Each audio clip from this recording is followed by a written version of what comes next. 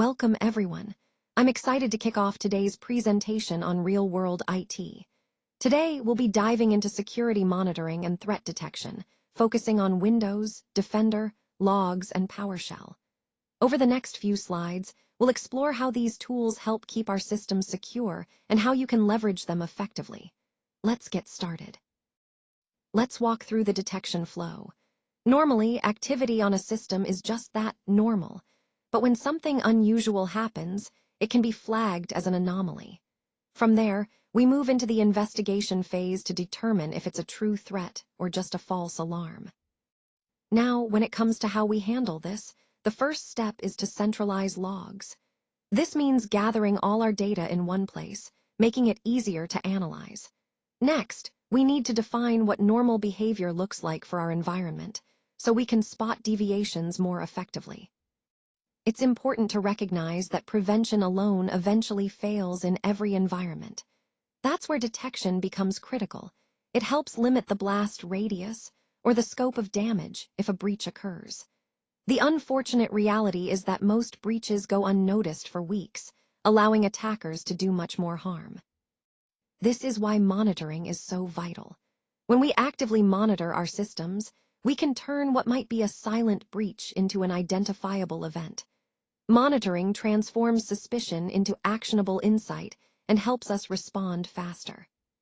So, in summary, understanding this flow and emphasizing monitoring is key to strengthening our overall security posture and minimizing damage from threats. Let's walk through the detection flow. It all starts with logs, which are our initial data points. From logs, we extract signals. These are the indicators that something might be worth investigating.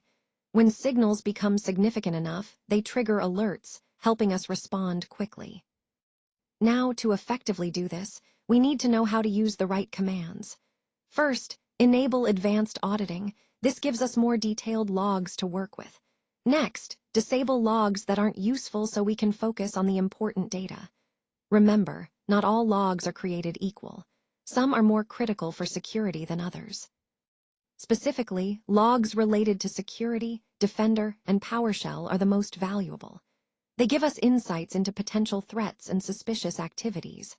It's also important to recognize that noise, false alarms, or irrelevant logs can hide real threats. That's why filtering and focusing on the most relevant logs makes a huge difference. So, the key takeaway here is to focus on the Windows logs that truly matter, those that will help us detect and respond to threats efficiently. Let's walk through the detection flow. First, we start with an authentication attempt. From there, we look for patterns that might stand out. If something seems unusual or suspicious, it raises a red flag. This process helps us identify potential security issues early on. Now, how do we do this? The key is to review audit logs of logon events. These logs tell us a story about who's trying to access what and when. By analyzing source IP addresses, we can spot anomalies, like multiple failed attempts from the same IP.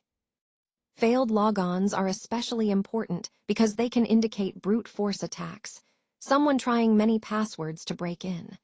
Remember, the source of the attempt and the timing are crucial details. We primarily look at authentication events, specifically event IDs 4624 and 4625. These give us detailed information about successful and failed logons. Keeping an eye on these allows us to detect suspicious activity and strengthen our security posture. Let's walk through the detection flow for Kerberos abuse.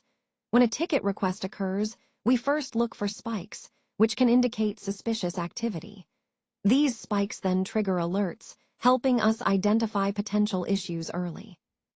In terms of how to respond, monitoring specific events like 4768 and 4769 is crucial. For example, alerting on spikes in these events can point to abnormal behavior. It's important to remember that Kerberos attacks tend to be noisy, meaning you'll see a lot of activity that can seem normal but actually signals something malicious. Particularly, spikes on event 4769 often indicate Kerber roasting attempts, which are a common attack vector. That's why establishing a baseline of normal activity is so critical, Knowing what's typical allows us to spot anomalies more effectively. Overall, Kerbero's abuse detection hinges on understanding these signals, monitoring key events, and maintaining a solid baseline to differentiate between legitimate and malicious activity. Let's take a look at the detection flow. It all starts at the endpoint, where Defender plays a crucial role. When a threat is detected, Defender generates an alert.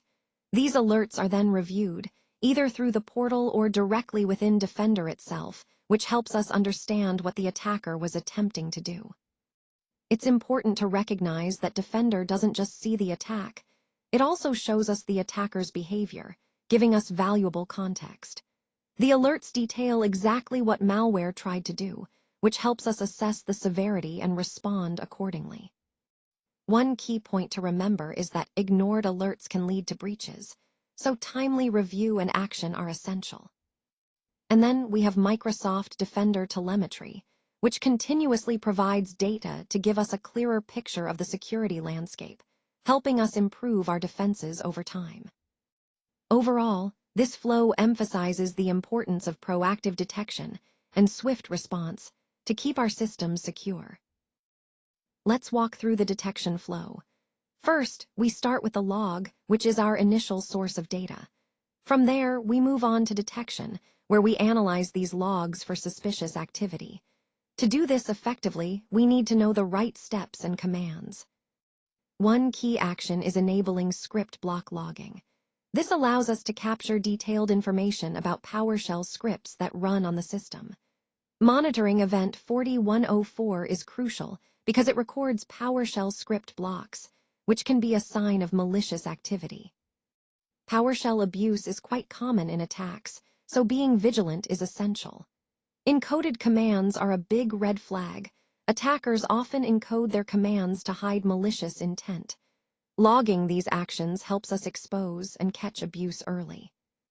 Overall, implementing proper PowerShell logging and monitoring gives us the visibility needed to detect and respond to threats more effectively. It's all about turning logs into insights that help us safeguard our environment.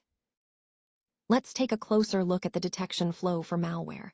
When malware is present, one of the key indicators is persistence. This means that even if you try to remove it, it finds ways to survive and remain active on the system. Persistence is a critical concept because it signifies that the system has been compromised and that the attacker has set up mechanisms to maintain access. To detect this, we need to focus on how malware maintains persistence through various methods. This includes scheduled tasks, which are often used to run malicious code automatically. Reviewing services on a weekly basis is also essential because malware can hide within legitimate services or create new ones. Remember, persistence signifies that the system is compromised. It's not just about finding malware, but understanding that it has set up multiple footholds, whether through tasks, services, or registry entries. These are the key points we need to hunt for during our detection efforts. So when we talk about persistence detection, we're really talking about actively searching for these signs: scheduled tasks, suspicious services, and malicious registry entries. By doing this, we can identify and eliminate those persistent threats before they cause further damage. Let's walk through the detection flow. When a host is compromised, attackers often pivot to other systems and then spread laterally across the network. Recognizing this pattern is crucial for timely detection. To do this effectively, we need to follow some key steps. First, enable firewall logging to track the traffic. This helps us see what's coming in and going out of our hosts. Next, monitor admin logons closely because privileged account activity can be a sign of malicious movement. It's also important to remember that east-west traffic, or internal network communication, matters a lot here. Attackers often abuse protocols like SMB and WinRM to move laterally. Detecting unusual or suspicious activity in these protocols can be a clear indicator of compromise. However, I should emphasize that admins often miss these signals, so it's essential to have proper monitoring tools and alerts in place. Finally, look for lateral movement signals. These signs can include abnormal logins, unusual traffic patterns, or unexpected access to sensitive resources. Spotting these signals early can help us curb an attack before it spreads further. Let's walk through the detection flow. First, we start with the baseline, which is essentially what normal looks like for our system. From there, any deviation from this baseline is flagged, and if the deviation is significant enough, it triggers an alert. Now, understanding how to manage this process is crucial. We need to document what normal patterns are so we know what to compare against. It's also important to review these patterns regularly, say monthly, to ensure they stay accurate. Remember, if there's no baseline established, we can't effectively detect anomalies. Change management plays a vital role here. Any updates or changes to the system should be carefully controlled and documented, so they don't cause false alarms or missed detections. Keep in mind, anomalies are what drive alerts, so identifying true anomalies is key to effective detection. Finally, it's useful to distinguish between the baseline, that's what we expect, and anomalies, which are deviations that could indicate issues. Staying vigilant about this comparison helps us maintain the integrity of our detection process and ensures we're responding to real threats or unusual activities. Let's take a closer look at the detection flow. First, when an alert is triggered, the next step is triage. This is where we quickly assess the situation to understand its severity and scope. From there, we move into action, making informed decisions to respond effectively. Now, to do this rapidly, we need the right tools and commands at our fingertips. One key command is getWinEvent, which allows us to efficiently collect and analyze event logs. Another is getNet TCP connection, which helps us monitor active network connections. Speed is essential for administrators. Every second counts when you're dealing with potential threats.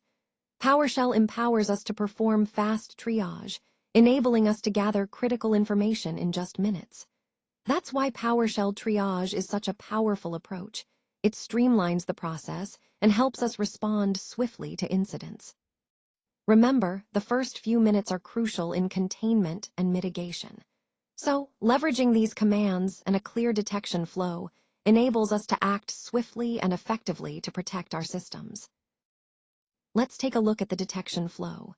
First, we start with the endpoints, which are the initial points of contact for potential security events. From there, logs are forwarded to the SIEM, our centralized system for managing security data. The SIEM then performs correlation, which is crucial for identifying patterns and connections that might indicate a threat. Now, moving on to the how-to and commands.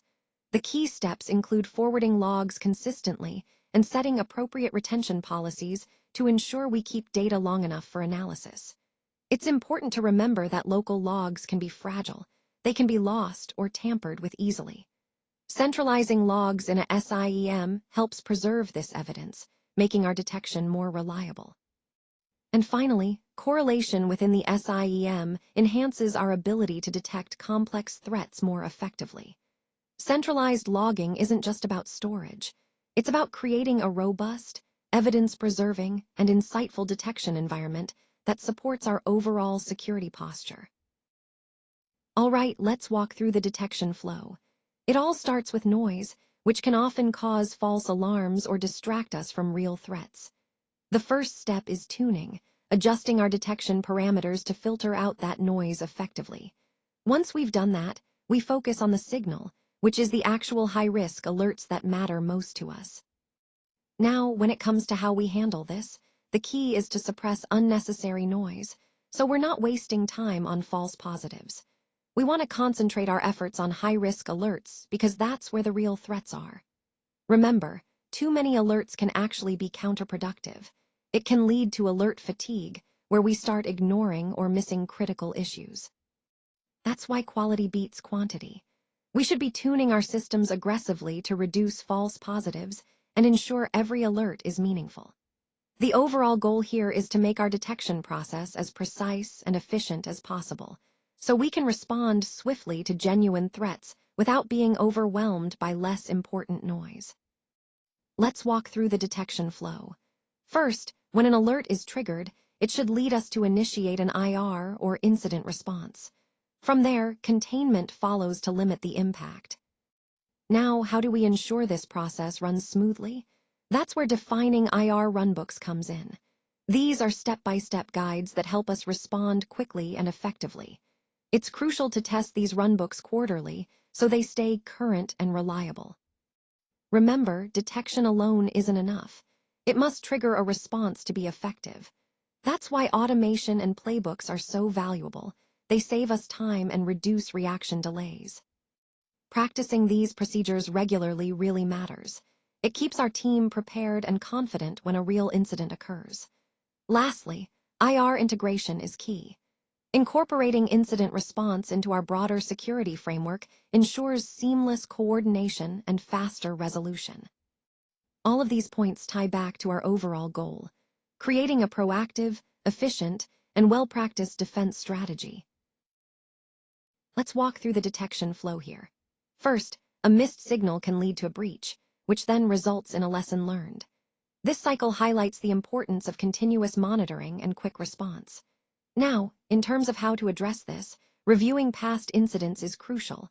Understanding what was missed helps us improve controls.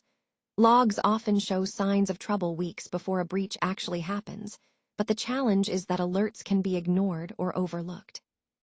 As a result, the breach occurs, and the damage is done. To bring this to life, we have a real incident example that illustrates how these signs can be missed or ignored until it's too late. Recognizing these early warning signs and acting on them is key to preventing future breaches and minimizing impact. All right, let's talk through the detection flow checklist. The first key point is visibility. Without clear visibility into your environment, it's really hard to detect and respond effectively. So, ensuring you have good visibility is step one. Next, we move on to the how-to and commands. Here, the goal is to automate wherever possible. Automating detection processes helps you respond faster and reduces the chances of human error. Training your analysts is also crucial. Well-trained analysts can identify threats more accurately and respond more effectively. Monitoring identity is another critical aspect, keeping an eye on user accounts and access rights to spot any unusual activity. Similarly, monitoring endpoints helps you detect malicious activity at the device level. Don't forget about persistence. Attackers often establish ways to maintain access over time. Monitoring for persistence allows you to catch these attempts early. And finally, review everything regularly. Continuous review and adjustment of your detection strategies ensure you're always prepared for new threats. All of these points tie back into our overall theme. Proactive, comprehensive monitoring is essential for effective threat detection and defense.